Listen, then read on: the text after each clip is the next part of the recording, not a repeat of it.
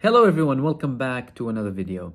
I want to talk to you about a couple of things today. Primarily though, we will be talking about Gaza. Gaza and Yemen are going to be the primary subjects tonight. So in Gaza, we're having these increased attacks on Israeli forces, Israeli occupation forces all across of Gaza. Today, we have seen videos published by Al-Qassam brigades and Saraya Al-Quds forces that belong to the PIJ and a group called Kataib Al-Mujahideen brigades. They released multiple videos and statements about their attacks on Israeli soldiers, and it looks like it's stepping up a level really in an unexpected manner. I mean, we've seen lots of attacks previously, but it looks like the pace is getting higher and higher and stronger, and the attacks are more vicious and more lethal and more special in terms of diversification, the types of attacks. So with regards to Saraya Al-Quds brigades that belong to the PIJ, they firstly launched dozens of missiles. Still have military capability, still have missile capability, missile launching capability. Nothing has been damaged. Israel likes to constantly repeat they've dismantled this and that, only Rafah remaining. Clearly all nonsense, unsubstantiated, and they're still getting hit with missiles. So the missiles targeted bases, gatherings, and Israeli towns. So temporary bases inside of Gaza that are usually outside any major city or refugee camp, because they're not established in any location in Gaza properly. Secondly, soldier gatherings where they are moving, etc. There's a big group of them in a certain location, they'll target them. And then obviously in Israeli territories. These were mostly short-range missiles, by the way, not long-range missiles. They also, Saraya Al-Quds, alongside a group called Kataib Al-Mujahideen, a small resistance group as well, they took down 6 Israeli soldiers with snipers. And they showed videos, published images of them taking them down one by one. That's in a place called Al-Hayy Al-Yabani, the Japanese neighborhood in Khan Yunis. How is it called, the Japanese neighborhood? I'm not entirely sure, but it's called the Japanese neighborhood in the western part of Khan Yunis.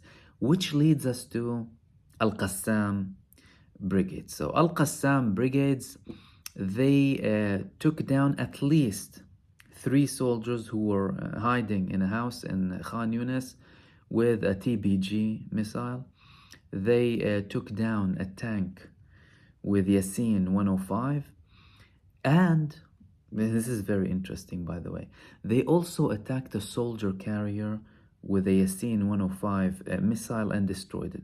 But guess what? This tank was an M113 soldier carrier, excuse me. This soldier carrier was an M113 soldier carrier. This is an ancient soldier carrier. It's still used, obviously, in modern militaries, but this thing was developed in the 1961, right? Why is Israel using it? It's because Al-Qassam brigades and the Palestinian resistance destroyed all of their modern soldier carriers. They're resorting to using these older, more exposed, right, soldier carriers to take their soldiers in Gaza. They entered this war using the Tiger, they call it in Hebrew, Hanamer, right? Is supposed to be very protected, very, well armored to transfer up to 19 Israeli soldiers. Hamas were roasting them in the beginning of the war, killing everyone inside them with the heat-guided precision missiles, right? So it's very interesting, this thing, and I wanted to highlight it here. And I wanted to make, obviously, the comment about the fact that they are using this armored vehicle, the old one, so them obviously exposing their soldiers potentially to more lethal blows. It's less secure. How comes you're using it? Do you not care about your soldiers' lives? Of course you don't. We already know that, and we've established that with many facts and proofs and evidence. Second thing is a question, really. Why haven't they got any more advanced soldier carriers from the US? Interesting. They can sell them new ones, right? More advanced ones. Yet they're resorting to using these ancient soldier carriers. So it would either be a case of not only Hamas destroying all of their new soldier carriers and some, right? But also a case of the US potentially not providing Israel with more of these soldier carriers. Two things that are worth mentioning. Yesterday we spoke about Al-Qassam brigades targeting commanders, right? We found out who they are today. So one of them is called Eyal Shominov. Eyal Shominov was a commander in Givati, giving speeches to his troops, pushing them. And 2 days before he was killed, he was giving a speech for his troops, encouraging them, motivating them, and telling them, we're gonna kill Yahya Sinwar. Little he knew that 2 days later, his life will be taken away by Al-Qassam brigades by a sniper shot. There was another guy in Israel. His name was Neria Beleta. This guy was an advanced, one of the top Israeli snipers in Gaza. He was also taken down by a sniper. So this isn't the commander that was killed with the anti-personnel missile we spoke about yesterday. This is another one. So you've had 2 really harsh days. And not only that, by the way, I missed a couple of points with Al-Qassam. They also bombed soldier gatherings with explosive barrels. And you could see fireballs reaching the sky multiple times in multiple locations. This could have easily been one of the worst days, by the way, for Israel. However, the resistance didn't confirm numbers because they did not monitor the number of soldiers that were there when they confirmed that there were gatherings and tanks, and therefore they detonated these explosive barrels. Secondly, Israel didn't talk about it. Usually, it stirs a problem in Israel when the resistance has evidence about this. So we're not sure. However, obviously, in the next few days, or even tonight or later on, some numbers might pop up. But so far, the resistance didn't publish who exactly was there. We just saw a couple of tanks with the explosions. We didn't see the number of soldiers that was there, so we cannot confirm a number, but it's likely to be very high. But I mean, without that, you're talking about between 20 to 30 soldiers killed just in the last 24 hours. That's in Gaza, in Khan Yunis, and obviously in other parts with regards to the other resistance groups fighting Israel. Clearly, again, we reiterate freedom of movement, very precise attacks, diversified attacks, exceptionally well implemented defensive measures by the Palestinian resistance, very good intelligence about where these forces are, they're recording them, freedom of movement, and these people have the upper hand when it comes to Gaza. There's no denying this. They're attacking Israeli soldiers from buildings. They're shouting when they shoot them. They shout, Allahu Akbar, and they have their prayers before they shoot. It's not as if they're immediately running away after they shoot them. You're not talking about people who are popping out from the tunnels anymore and just shooting and going back. They're spending some time over the ground. Now, what does that tell you? That tells you the other side don't know what the hell they're doing. this army that they've been trying to scare people with, nothing but a paper tiger. Second thing I want to talk about is Hezbollah. We've still had actions from Hezbollah, two Falak missiles on two bases. One of them is Ramim. Israel had limited attacks in Lebanon, but nothing too significant when it comes to Lebanon. With regards to Yemen, they declared that they attacked an oil ship, so they're continuing, obviously, the attacks. But the interesting thing that I want to talk about when it comes to Yemen is actually the statement from the British Ministry of Defense. They obviously said that they carried out attacks in Yemen. They confirmed it. We've heard reports. They said that they attacked bases that had like drones and places they attacked them from, all sorts. But there were two interesting parts in the Ministry of Defense statement here. One of them is that they attacked additional buildings, right? Additional buildings that had subsequently been confirmed as also being involved in the drone and missile activities there, and were therefore targeted during this latest strike. It reminds us of George W. Bush in Iraq when he was carrying out attacks, obviously in Iraq and Afghanistan. And every time they want to talk about the attack, he would tell you they are believed to be linked to Al-Qaeda. This is what he used to say. If you go back to the news back then, remember them, believed to be linked to Al-Qaeda, believed to be linked to Al-Qaeda. Everything was believed to be linked to Al-Qaeda.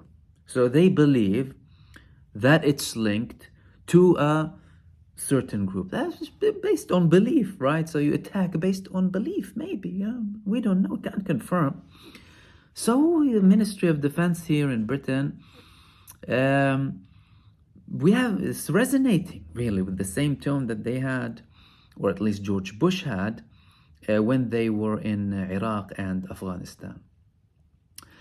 And they finished off their statement by saying that they're conducting the necessary and proportionate precision strikes, right? They said in their statement that are intended to disrupt and degrade the capabilities that the Houthis use to threaten global trade, naval vessels, and the lives of innocent mariners in one of the world's most critical waterways.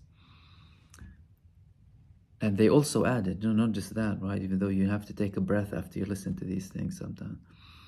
Our aim remains to de-escalate tensions and restore stability in the Red Sea, but we will once again reiterate our warning to the Houthi leadership. We will not hesitate to continue to defend lives and the free flow of commerce in the face of continued threats. So, where do you begin on commenting about this? Really, you really don't know where to begin. It's like a dark comedy, dark horror show. What's happening now? They're telling you that they're conducting these attacks on Yemen and on the Ansarullah, the Houthi movement, because of the threat of the lives of the mariners. They just wanted to add something to do with lives, by the way. This is why they added lives. It's nothing to do with lives. Free flow of commerce. Finally, they said something about the free flow of commerce. So, what does it say? What do we understand from this as people who observe what these supposedly enlightened countries promoting supposedly and preaching about democracy and freedom of rights? What are they doing? They are protecting money. They're not protecting people. They couldn't care less about people's lives. And they completely absolutely ignore the people that Israel kills. As a matter of fact, this whole genocide coalition has been formed to support this genocidal state. I mean, How can you even bring yourself to release such a statement? I fail to understand this sometimes. To protect the lives of mariners, to protect the lives of mariners and is that more important, or the lives of the people in Gaza, the 30,000 innocent people that your little puppet satanic death cult killed mercilessly in the past 5 months? The e-commerce, or the 12,500 innocent children? E-commerce, or 8,000, 9,000 women now? What is this? What twisted morality, twisted understanding, twisted reality, twisted everything, corrupt souls, immoral people are we talking about here running these countries? Seriously. And sometimes the words can't really describe the situation properly. It's a mix of absurdity, immorality, compliance, complicity with criminals, participation in genocide, the lies, the cover-up, all of these things combined. I mean, the level of hypocrisy, the level of support they're giving for this genocidal state and its crimes against humanity, the blatant crimes against humanity. What, are you still acting that you can't see what's happening in Gaza? Are you still acting, pretending that you cannot see the genocide just because you support this state that's conducting this genocide? Really shameful, immoral to a new extent, really, new highs of immorality and shameful actions, really, by this genocide coalition. Tonight, I'm going to be talking about, in the live stream, about very important developments on the borders with Egypt. So Israel had carried out two bombings on the Rafah border with Egypt. This is a very dangerous escalation. In the live stream, we will be talking about the background, where they landed, why they did it, right? And the potential messages that are being sent. So stay tuned with me for the live stream, and thank you for tuning in, listening to this video, and I will hopefully see you soon in the next video. Take care.